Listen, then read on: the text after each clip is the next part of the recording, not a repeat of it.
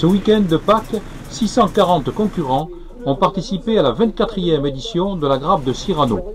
Le vendredi était consacré au contrôle administratif des pilotes et aux vérifications techniques des motos. On peut refuser le départ pour des protections qui sont censées être primordiales, comme le coupe-circuit. Si par exemple le coupe-circuit fonctionne mal, on peut éventuellement empêcher le coureur de partir, parce que c'est pour sa sécurité. Si la moto ne se coupe pas quand il continue à rouler, ça peut éventuellement faire du dégât. Alors, on contrôle également le son et la pollution. Voilà, ça c'est pour les normes écologiques, enfin, c'est les organismes écologiques qui nous demandent ça, surtout pour correspondre aux critères de tout ce qui est particulier aux alentours, quoi. Est-ce qu'il arrive qu'il y ait des concurrents qui ne prennent pas le départ pour des défauts techniques?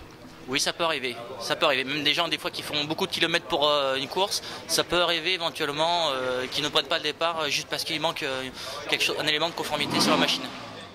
Les concurrents se retrouvaient le samedi sur le Vieux-Port pour la première étape les conduisant de Bergerac à Montignac, soit 230 km entrecoupés de 5 spéciales.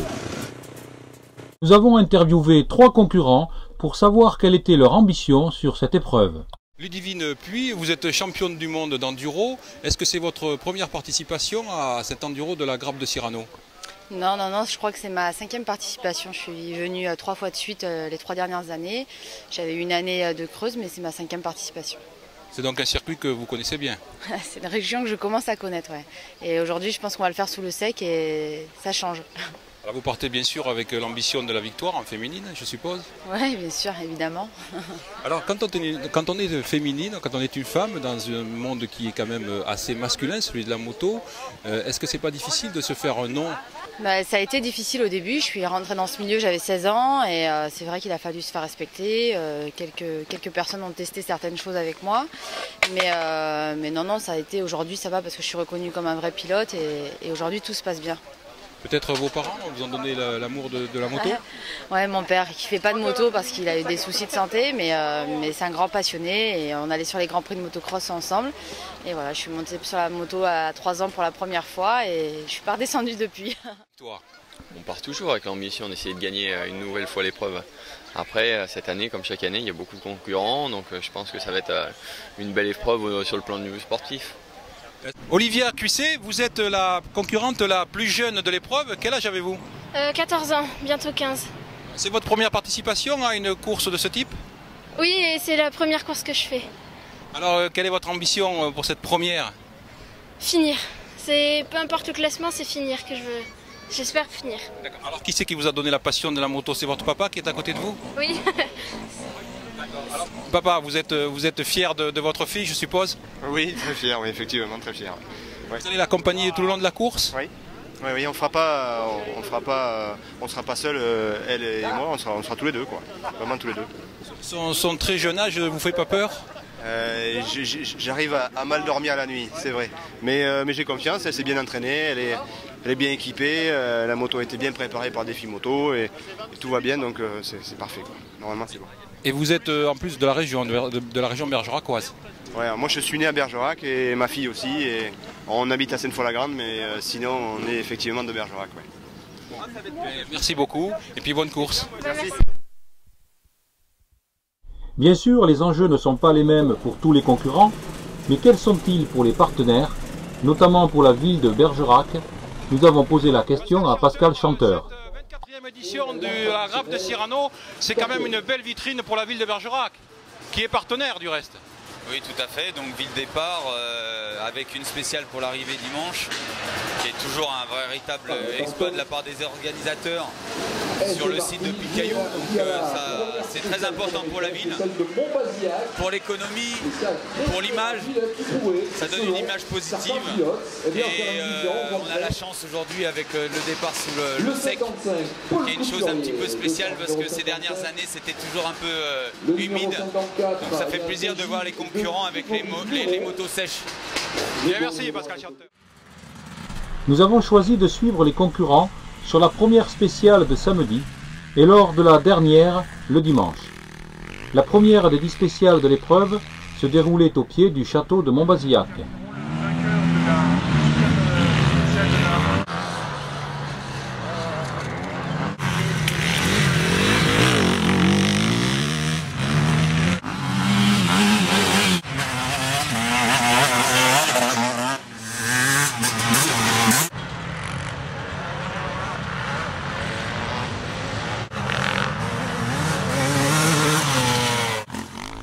Nous avons laissé les concurrents à Montbazillac, qui partaient ensuite vers Montignac via le château de Biron. Pour cette première journée, 4 autres spéciales attendaient les participants. Le lendemain, entre Montignac, ville départ, et Bergerac, les compétiteurs devaient parcourir 190 km et participer à 5 spéciales, dont la dernière avait lieu sur la plaine des Jeux de Piquecaillou à Bergerac. C'est là que nous avons retrouvé les concurrents.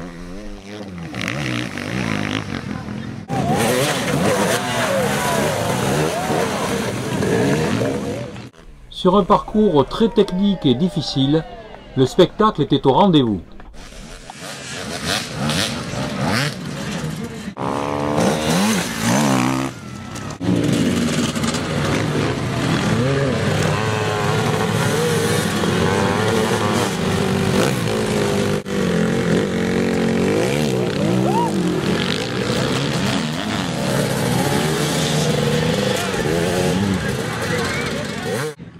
Si les concurrents faisaient le spectacle devant un public nombreux, les manches n'en restaient pas moins très disputées.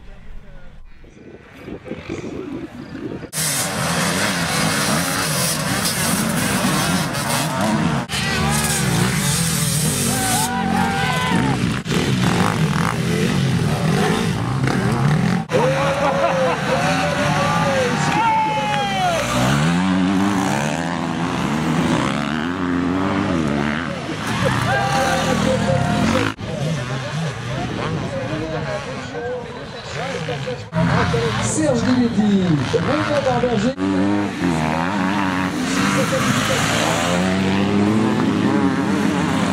Pour les pilotes périgourdins, Fabien Goudéa qui découvre Stable Carrefour. On va en savoir plus sur le premier du circuit, également le crossman. Au terme de cette ultime épreuve, Marc Germain a nouveau s'imposé, devenant ainsi avec 6 victoires le recordman de l'épreuve. Le premier périgourdin, Fabien Coudert, terminé quant à lui à la 12e place du général. Comment se passe cette première approche merveilleusement, il me semble? Oui, très bien. C'est vrai que j'apprends, je découvre et de plus en plus j'aime. C'est vrai que là, sur une finale comme ce soir, je suis un peu plus dans mon élément. On fait très vite un bilan de cette grappe de Cyrano pour vous. Le bilan, c'est le premier jour, pas très bien, vraiment pas bien. Du mal dans les spéciales glissantes, donc du coup je prends beaucoup de retard sur Marco. Et après le dimanche, je suis revenu dans le rythme et j'étais devant toute la journée, j'ai chuté dans celle-là. Donc bon, c'est comme ça. Merci pour le spectacle, applaudissements pour Julien Gauthier. Marc Germain, hier matin vous annonciez la couleur, essayez de gagner une 6e fois, ça y est c'est fait. C'est vrai que ça fait toujours plaisir d'emporter une grappe supplémentaire. Après, ça n'a pas été de tout repos. La première journée a vraiment été pas facile. Il a fallu vraiment imposer un rythme dès le départ pour espérer l'emporter. Après, c'est vrai qu'il y a toujours un peu une petite loterie avec le motocross final au Farge. Pour une fois, je m'en suis bien sorti. Donc, c'est vrai qu'à l'entame de la 2e journée, j'avais une vingtaine de secondes d'avance, ce qui est pas mal. Mais bon, on ne sait jamais. La preuve, à la dernière spéciale, j'ai chuté 2 fois bêtement et je perds 10 secondes. Donc, comme quoi, tout peut arriver. Par rapport aux autres victoires, est-ce que celle-ci était plus difficile à acquérir ou non? Moi, je pense que comme tout champion, la première victoire c'est la plus importante. Après les autres, c'est vrai que ça fait toujours plaisir, mais la première, elle reste gravée, on va dire.